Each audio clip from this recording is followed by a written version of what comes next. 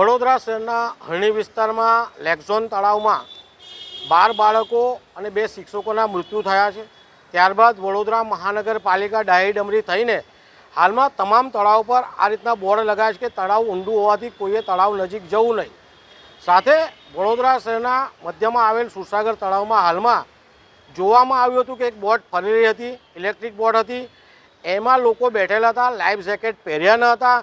જ્યારે તેમને પૂછવામાં આવ્યું ત્યારે અલગ પ્રકારની કંઈ દાદાગીરી કરી રહ્યા હતા।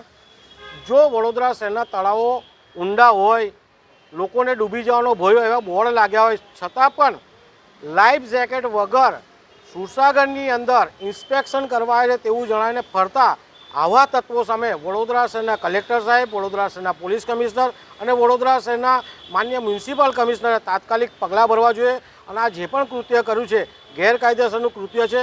હજુ વડોદરા શહેરમાં 12 બાળકોને 2 શિક્ષકોના વ્યવસ્થિત પ્રાણ પણ હજુ અમને શ્રદ્ધાંજલિ પણ હજુ આપી શક્યા નથી। વડોદરા શહેરની જનતામાં આંખમાં આંસુ છે। ત્યારે આ રીતનો જો બનાવ બનાવતા હોય આ લોકો, એમની સામે કાયદેસરની કાર્યવાહી કરે તેવી અમારી માંગ છે।